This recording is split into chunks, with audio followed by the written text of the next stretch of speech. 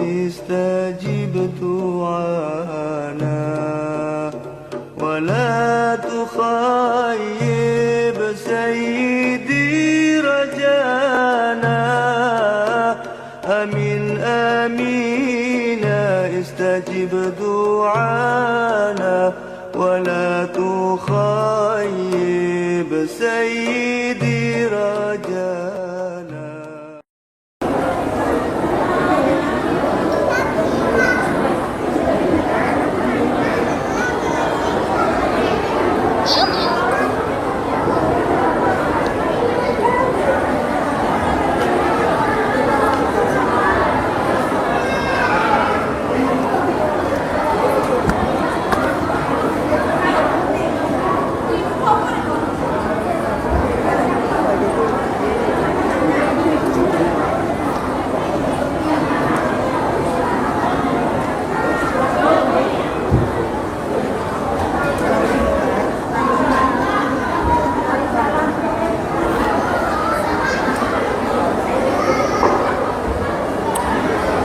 Assalamualaikum warahmatullahi wabarakatuh.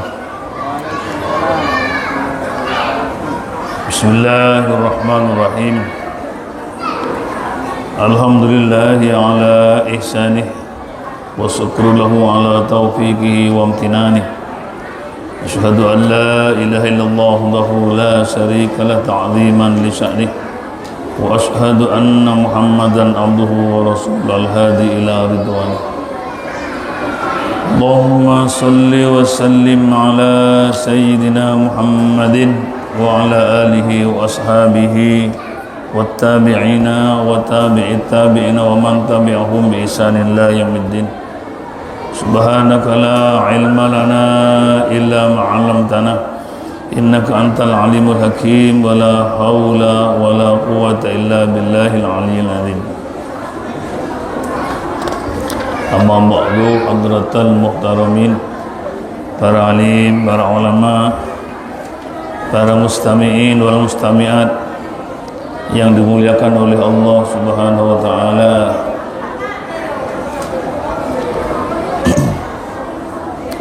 Mengawali pertemuan kita pada malam hari ini, mari kita membaca surat Al-Fatihah bersama dengan harapan mudah-mudahan dihadiahkan untuk Rasulullah Muhammad sallallahu alaihi wasallam wa alihi wa ahli baitihi wa dzurriyyatihi ma ila ruhi radan rahmatullah hadiyatan lahu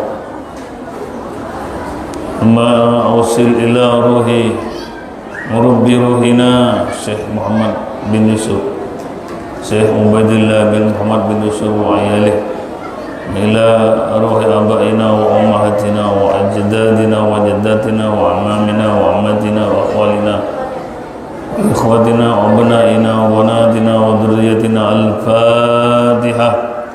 A'udzu billahi minasy syaithanir rajim. Bismillahirrahmanirrahim.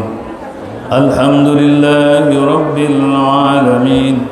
Ar-Rahmanir Rahim. Maliki yaumiddin. إياك نعبد وإياك نستعين اهدنا الصراط المستقيم صراط الذين أنعمت عليهم غير المغضوب عليهم ولا الضالين.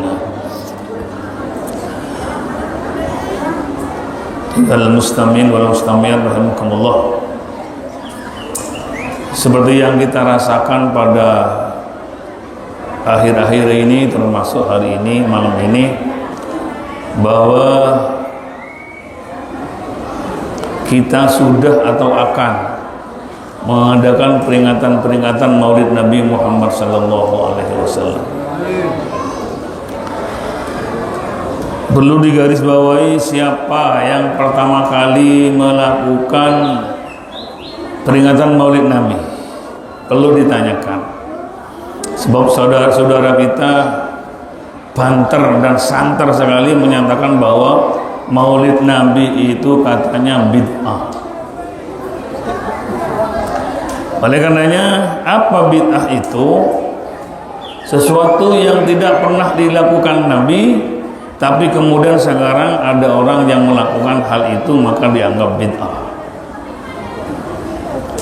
Ternyata peringatan Maulid Nabi itu tentang kelahiran Nabi itu yang pertama kali mengadakan adalah Rasulullah Muhammad SAW sendiri dengan cara berpuasa pada hari kelahiran beliau baginda Rasulullah Muhammad SAW.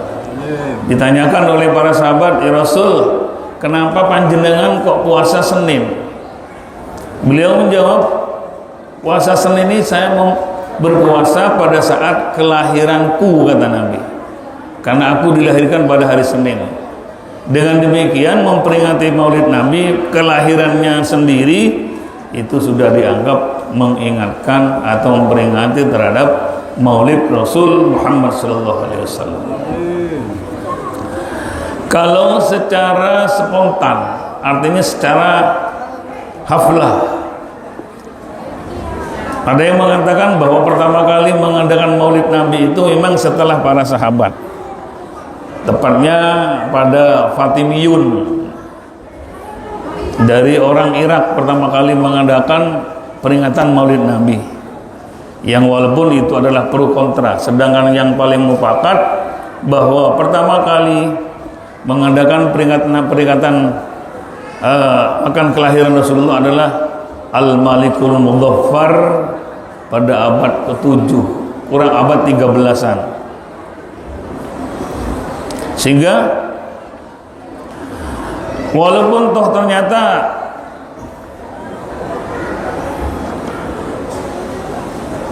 banyak orang yang mengatakan bid'ah ini Bapak Ibu tidak seperti yang disampaikan mereka sedikit bid'ah. Kalau bid'ah Bapak, yang sesuatu yang tidak pernah dilakukan Nabi bid'ah. Ilmu tajwid itu Bapak bid'ah. Kenapa?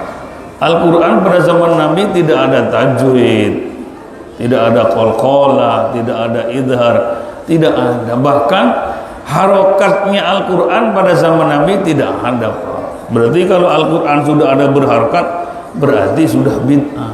Bahkan titik pun Al-Quran pada zaman Nabi tidak ada. Ketika Nabi Muhammad meninggal, kemudian Khalifah Abu Bakar atas saran dan usul dari Sayyidina Umar, baru Al-Quran itu dilengkapi titiknya, harokatnya.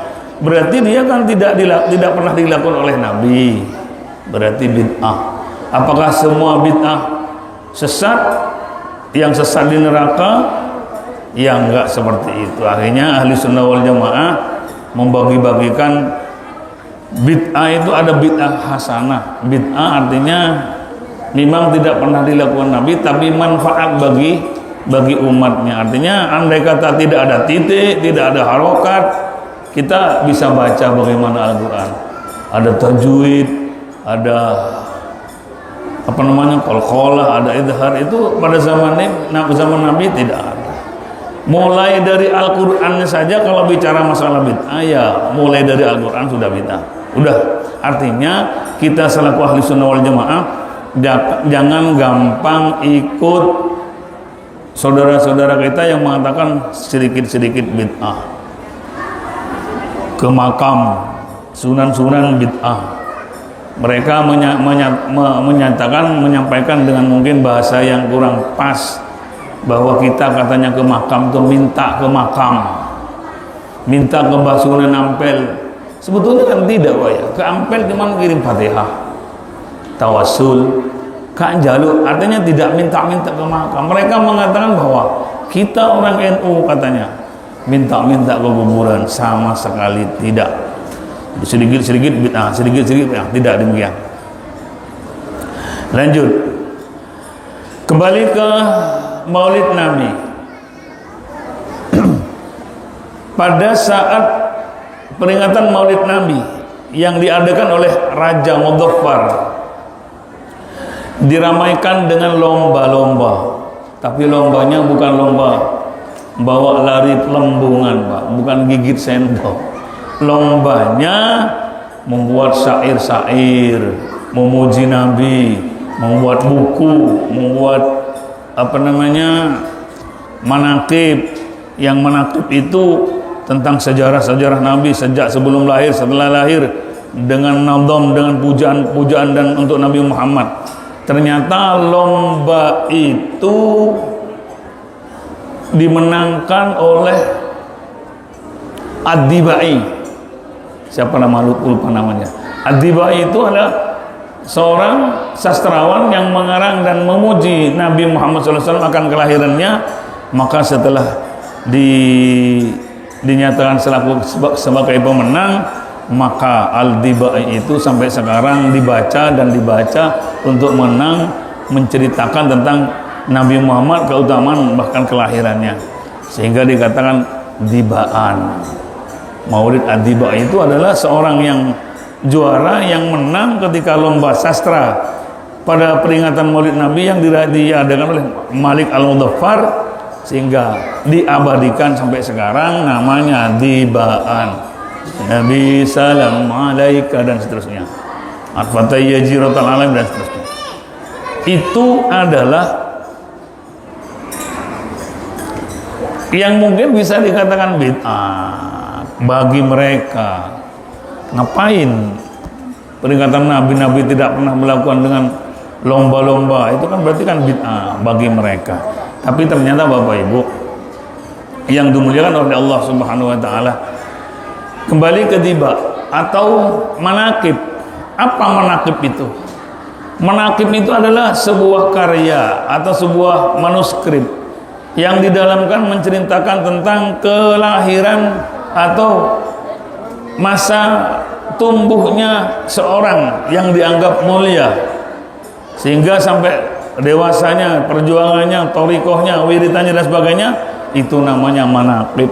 Yang terkenal manaqib Syekh Abdul Qadir Jailani, manaqib Syekh Ahmad At-Tijani, manaqib dan yang lain-lain.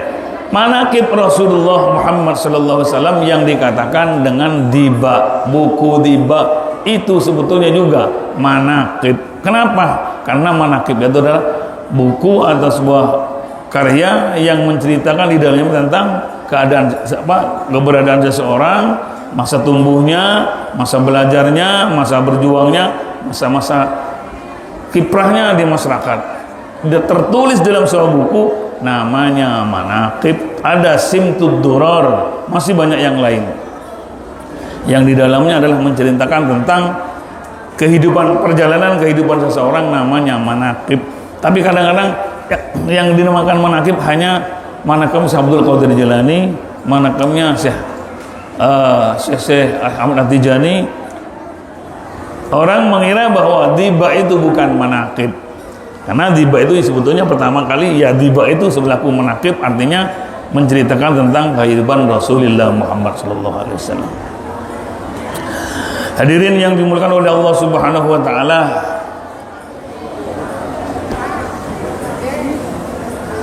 kembali ke Maulid. Ayah dari Nabi Muhammad sallallahu alaihi wasallam namanya Sayyid Abdullah. Sayyid Abdullah putra dari Abdul Muttalib. Saat Sayyid Abdullah bapak Nabi berusia 18 tahun, beliau bisik-bisik ke abahnya, "Bah, sampean carikan jodoh Pak," katanya. "Siapa?" "Abdullah." "Telekno pasangan aku Pak, sudah puber." "Ya wis, mari ngene tak telekno. Carikan jodoh sing ayu luar dalam." Oke. Karena sudah dari putranya itu minta, Sayyid Abdullah bapaknya Nabi itu bilang kepada abahnya, akhirnya Sayyid Abdullah masuk kampung, keluar kampung, sehari, 2 hari, 3 hari. Kok ternyata yang ditemukan orang perempuan yang cantik luar dalam kok hanya satu, yaitu Sayyidah Fatimah, Sayyidah Aminah. Dan Aminah saat itu menjadi idola di masyarakat. Lebih dari 100 orang yang menginginkan untuk bersanding dengan Siti Aminah. Keluar, masuk lagi kampung lagi sebelah, Ternyata yang dilihat oleh oleh Abdul Muthalib, dak ono wong sing ayu yang cantik luar dalam secantik Sayyidah Aminah. Dari pihak Sayyidah Aminah juga mencarikan jodoh untuk Aminah. Keluar masuk kampung, ternyata sing dilihat oleh keluarga Sayyidah Aminah, sing paling ganteng luar dalam kok hanya Abdullah. Dalam artian luar dalam, dia tutur katanya bagus, termasuk wajahnya paling ganteng. Di tempat itu lebih 100 orang perempuan yang mengidolakan Sayyid Abdullah. Udah, gampangnya sing lanang kuanteng Sayyid Abdullah, sing wedok wayu Siti Aminah. Bayangan kita, Pak, lek sing lanang ngantenge koyo ngono, sing wedok wayu, kira-kira putranya elek apa ganteng? Pasti ganteng. Sayyid Abdullah itu ganteng sak kampung, sak mas itu paling ganteng. Siti Aminah paling ayu. Setelah dinikahkan punya anak namanya Rasulullah Muhammad SAW. Kira-kira kalau bapak ibunya ganteng ayu, kira-kira gimana? Pasti anaknya ganteng. Seperti apa gantengnya Rasulullah Muhammad SAW. Kita rindukan. Kadang-kadang ketika kita membaca sholawat, rindu akan Rasulullah, padahal kita tidak pernah bertemu dengan beliau.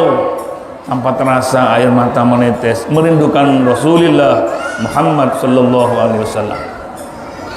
Semoga kita dapat dipertemukan dengan beliau Rasulullah Muhammad SAW. Amin Allahumma amin. Ringkas cerita, beliau dinikahkan bersama, istilahnya mulai dari khidbah, lamaran, nikah. Saat khidbah, lamaran, karena memang Sayyidah Aminah itu orang yang paling cantik, maka lebih dari 100 orang yang kematus, orang yang merasa stres. Kenapa? Orang yang diidam-idamkan sudah dilamar, sudah dipinang orang lain atau sudah meminang orang lain. Begitu juga lebih dari 100 orang laki-laki yang mengidolakan Sayyidah Aminah, yang stres. Kenapa? Tidak sampai mendapatkan mempersunting Sayyidah Aminah, karena memang dua sosok manusia, Sayyid Abdullah dan Sayyidah Aminah adalah orang yang paling ganteng dan ayu. Ternyata kata mereka pemuda-pemuda, wis kak kene wis hilang arek, diambil orang lain, yaitu adalah Abdullah dan Aminah. Cerita ringkas, beliau dinikahkan saat Ibu Aminah hamil. Sayyid Abdullah kepundut, artinya meninggal dunia saat Rasulullah belum dilahirkan. Artinya ketika Sayyidah Aminah belum melahirkan Rasulullah, Sayyid Abdullah sudah meninggal dunia.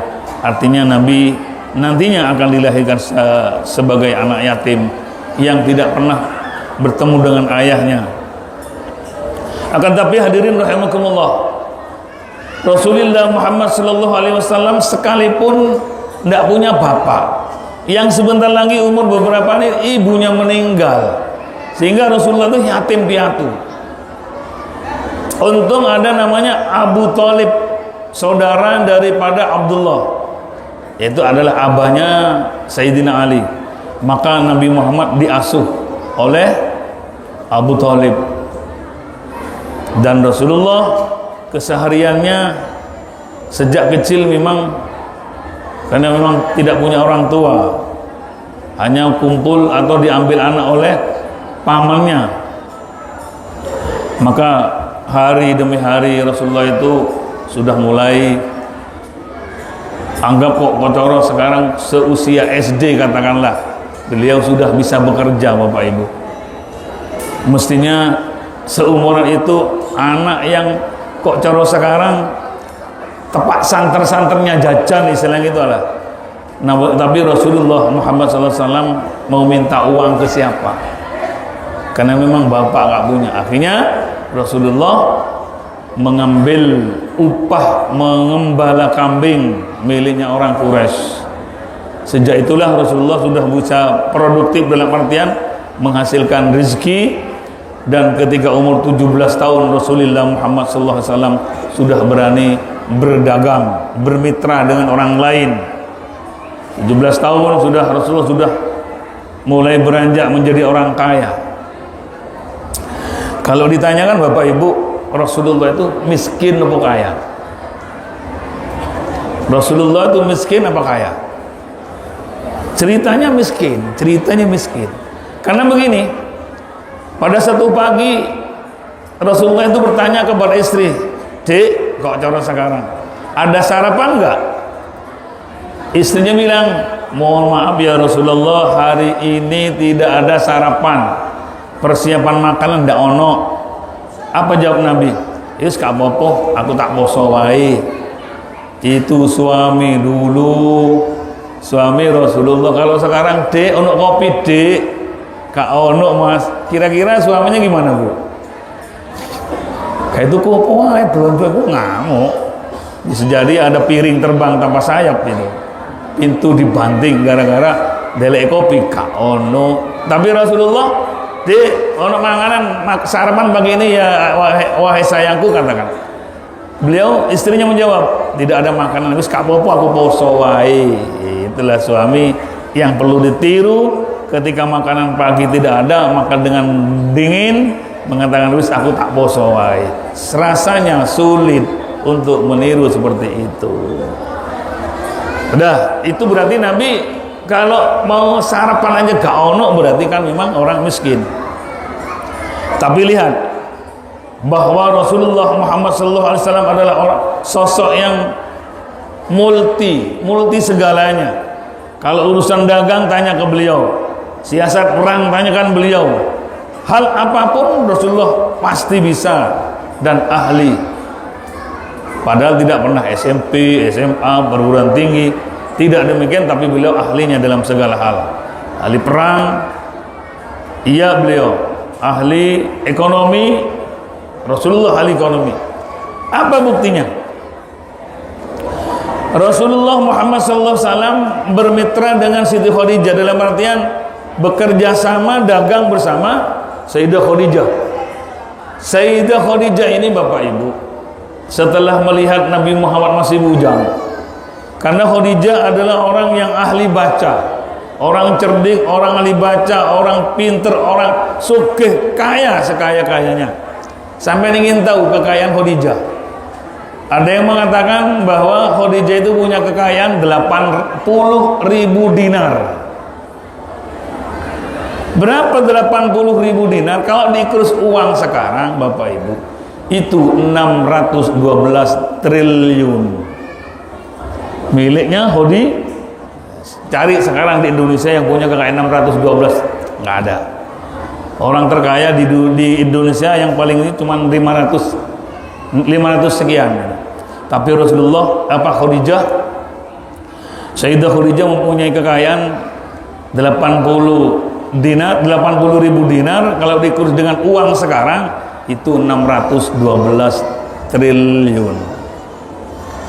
Ada yang mengatakan bahwa kekayaan Sayyidah Khadijah 2/3 Mekah. Setelah Sayyidah Khadijah itu hidup kesendirian, dalam artian suaminya meninggal dunia dengan anak satu. Setelah membaca buku-buku atau kitab-kitab suci sebelum Al-Quran dan buku-buku yang lain, kalau memang beliau bisa baca saat orang-orang tidak banyak yang bisa baca. Ada keterangan di Taurat begini, di Injil begini tentang Rasulullah Muhammad SAW. Nabi Muhammad, kok ciri-cirinya disimpan oleh Sayyidah Khadijah. Orangnya sabar, orangnya ramah, orangnya amanah, sudah lengkap. Ciri-ciri fisik ada semua dalam catatan Khadijah. Sampai Khadijah berhayal, saya akan menikah lagi, tapi tidak dengan siapa. Saya akan mencari ciri-ciri orang yang namanya Muhammad, yang cirinya seperti di kitab suci ini. Saya akan cari kemana-mana. Saya tidak akan menikah dengan siapapun kecuali saya nanti satu saat ketemu dengan ciri di kitab suci ini yang namanya Muhammad bin Abdullah, nanti akan saya jadikan pasangan hidup saya. Cari kemana-mana. Ringkas cerita, dilalah Sayyidah Khadijah bermitra dengan anak muda yang paling ganteng, ramah, sopan, sudah multi talenta beliau, dagang bisa, siasat perang bisa. Akhirnya Rasulullah bermitra dengan Khadijah sebelum menikah dengan beliau. Katanya Sayyidah Khadijah bilang, ketika Rasulullah membawa dagangan menuju Sam, Syria dan sekitarnya, kata Sayyidah Khadijah, sampai titik ini yo, ada laki-laki namanya Maisarah. Maisarah itu laki-laki Pak, bukan Maisarah sekarang. Maisarah itu laki-laki, bilang bisik-bisik kepada Maisarah, Maisarah, sampai titik ini, sampai lihat yang namanya Muhammad itu, apakah beliau memang adalah Muhammad yang di dalam catatan saya di kitab-kitab suci yang lain Al-Quran itu. Coba lihat. Langkah demi langkah berangkat menuju tempat dagangan, yang dagangan itu memang miliknya Sayyidah Khadijah. Terdapat beberapa kejadian yang aneh di jalan, yang banyak tidak masuk akal. Mulai dari batu bersaksi, banyak hal yang terjadi di jalan, dan yang paling menjadi catatan bagi Sayyidah Khadijah, Rasulullah ketemu dengan Bahira, pendeta. Oleh pendeta ini juga beliau kan melihat bahwa akan ada catatan yang akan lahir seorang namanya Muhammad bin Abdullah bla bla bla ya, sifatnya begini-begini, yang Bahira atau apa namanya itu memegang catatan juga.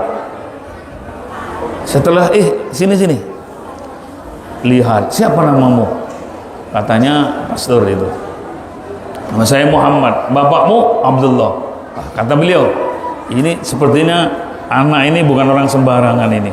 Ini adalah orang yang ada dalam catatan kami, ini akan lahir menjadi seorang nabi. Dipanggil lebih dekat lagi, coba ke sini. Dilihatlah oleh Bahira itu di dalam, mohon maaf, hitam-hitam dari meripat Rasulullah itu ada titik yang putih, sangat dalam sekali, ciri khas bahwa ini akan menjadi nabi, yang dilihat oleh seorang pendeta tadi itu. Akhirnya beliau memastikan bahwa ini adalah bukan anak sembarangan, dan orang ini satu saat akan menjadi rasul. Panggil namanya Maisarah. Maisarah, ini anak ini tolong dilindungi, dijaga, diawasi, jaga dengan keamanannya. Ini satu saat akan menjadi rasul dan menjadi rasul yang paling utama atau manusia yang paling utama. Pulanglah, singkat cerita pulang berdua Rasulullah dengan Maisarah pulang. Sepulangnya nyampe di tempat, Maisarah ditanya oleh Khadijah, apa yang kamu saksikan? Ini. Wah, singa nggak berani dan sebagainya. Bukan itu.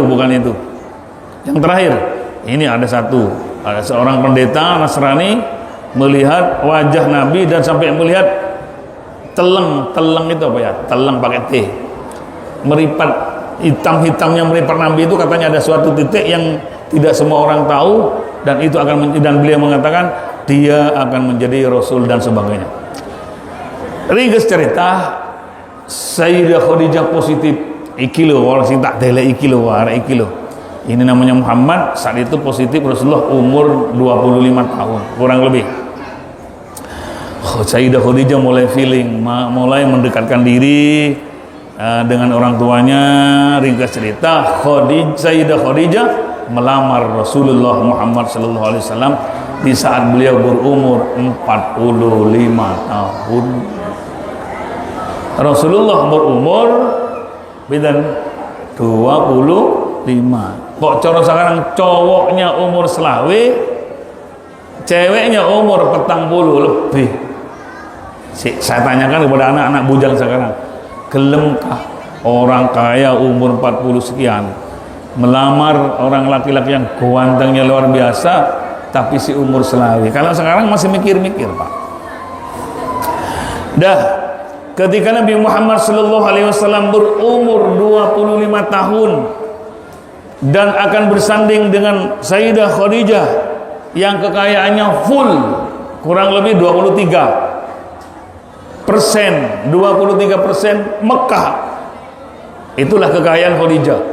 Tapi bagaimana Rasulullah? Apakah Rasulullah tidak punya bapak, tidak punya ibu, dengan mbahnya sudah meninggal, kemudian setelah diasuh oleh kakeknya, mbak kakungnya diasuh oleh Abu Thalib, apakah Rasulullah miskin? Ternyata Bapak Ibu, Sayyidah Khadijah umur 45 tahun, sedangkan Rasulullah umur 25 tahun. Apa mas kawin Rasulullah Muhammad SAW saat nikah dengan Khadijah? Berapa Pak?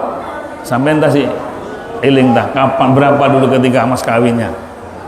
Mungkin bisa 50, bisa 100, bisa 500.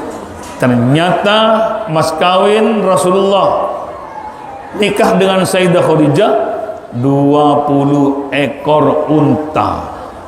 Oke, sekarang kurus-kurusan ayam. Dengan 20 ekor unta, apa Rasulullah miskin apa kaya? Kita hitung-hitungan. Panjenengan waktu bulan Dzulhijjah kemarin membeli sapi sing gede pinten?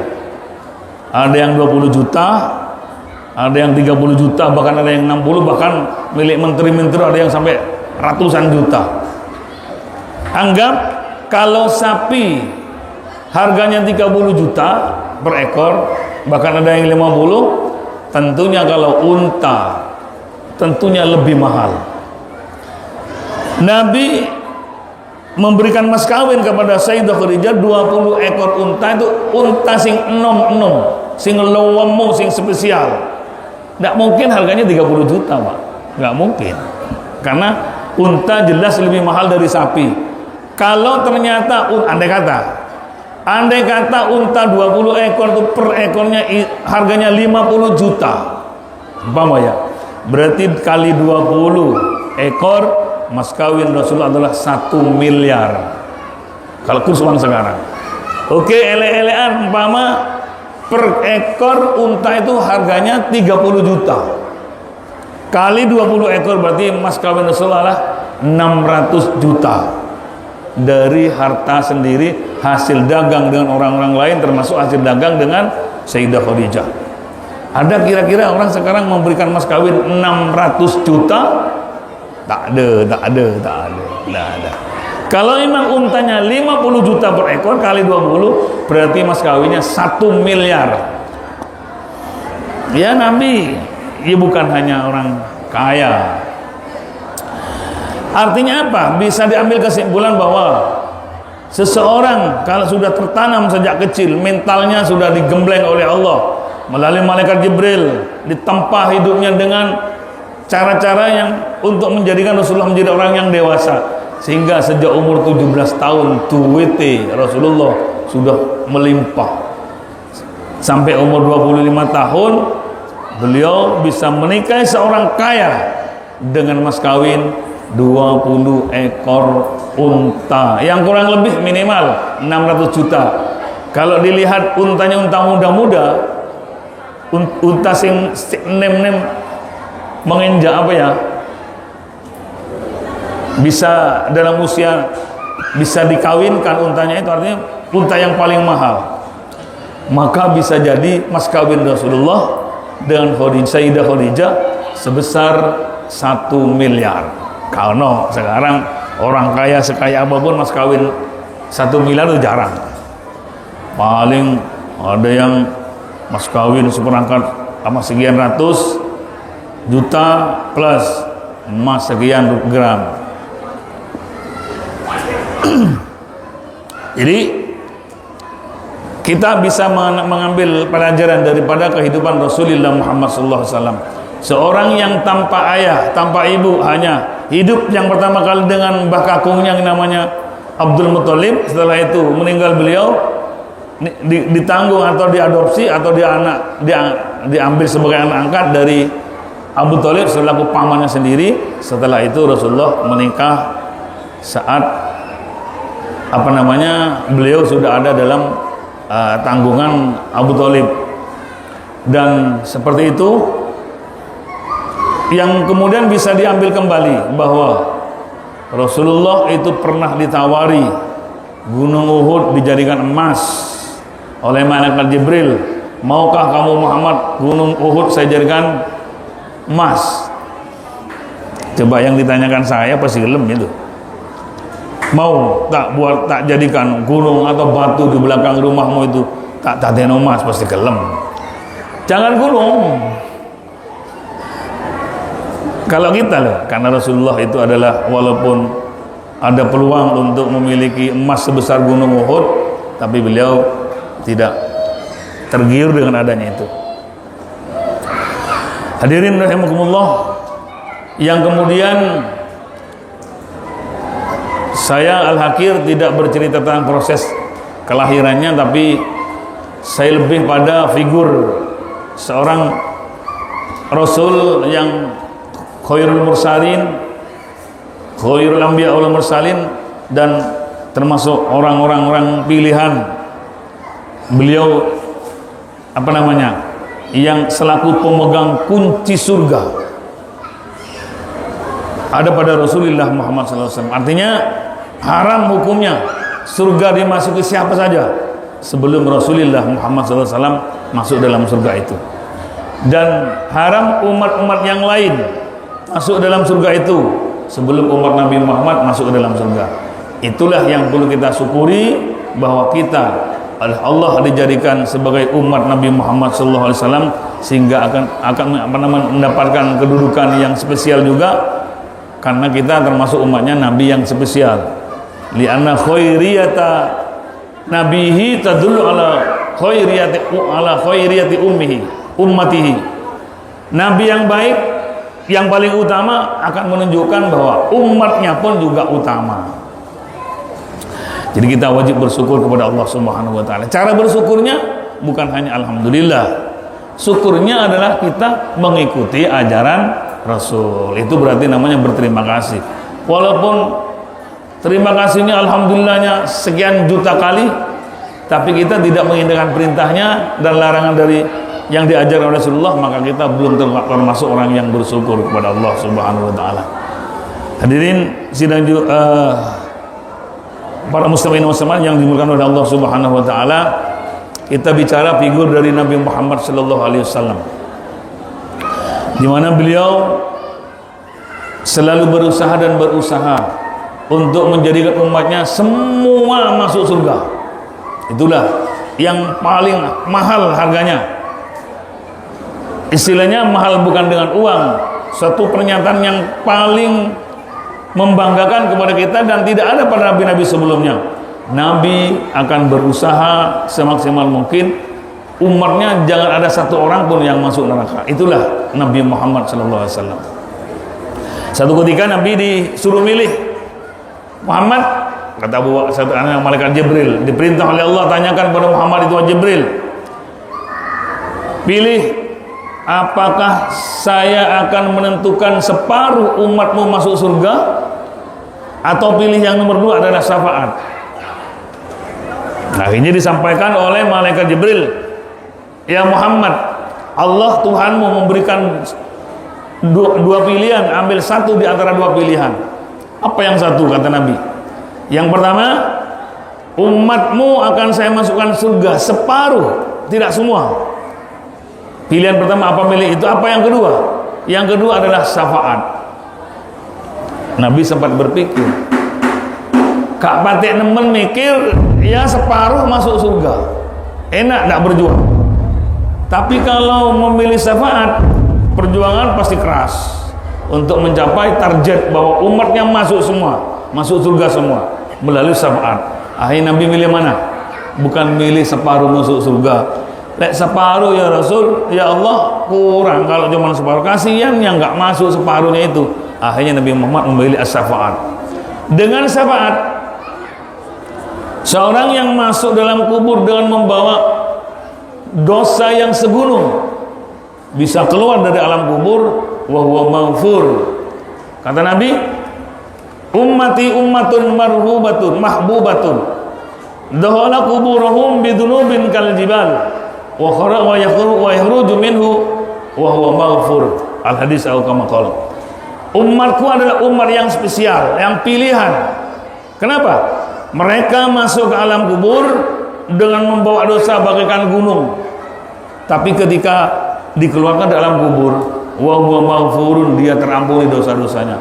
Apalagi kalau bukan syafaat Rasulullah Muhammad SAW. Yang semula, andai kata Nabi memilih yang pertama separuh umatnya masuk surga, maka yang tadi tidak masuk.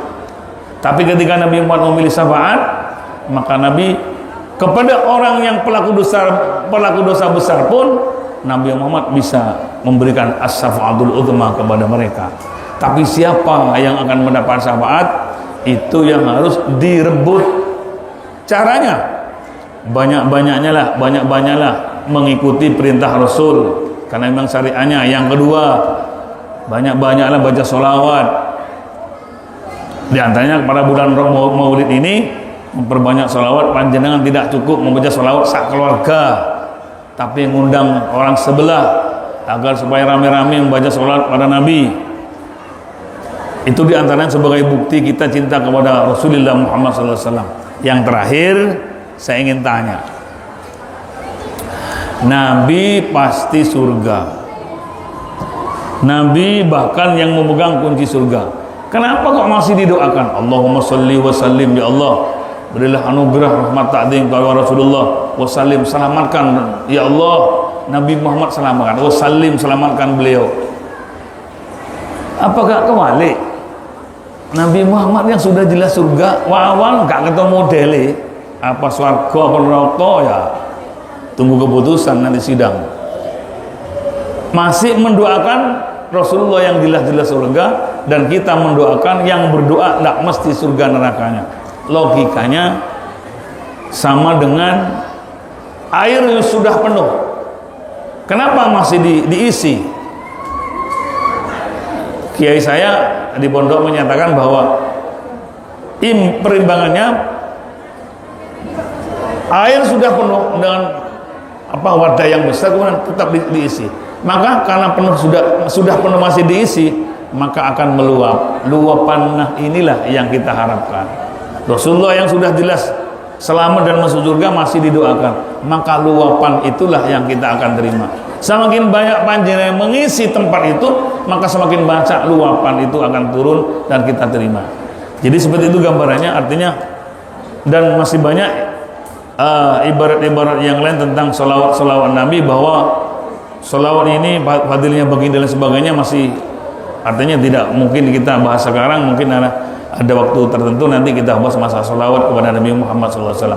Yang paling terakhir, kita harapkan Bapak Ibu, kita memperingati Maulid Nabi itu harus ikhlas. Jangan panas-panasan dengan tetangga.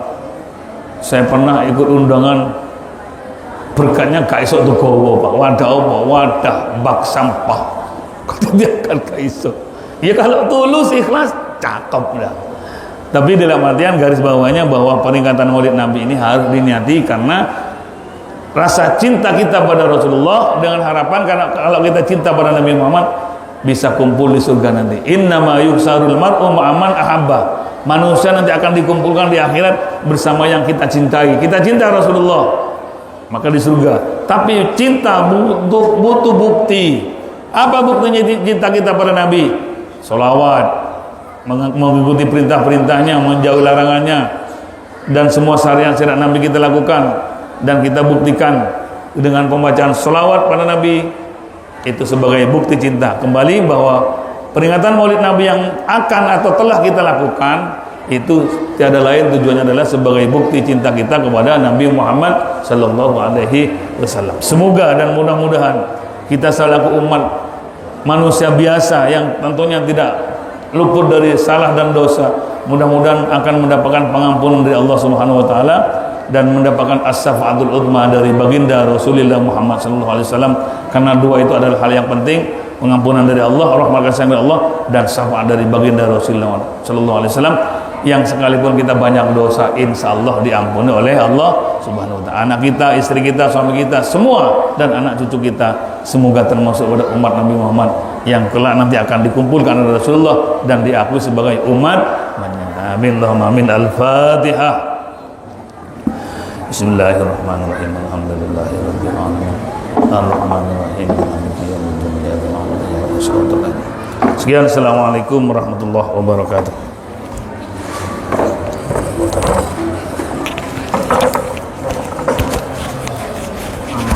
Assalamualaikum warahmatullahi wabarakatuh.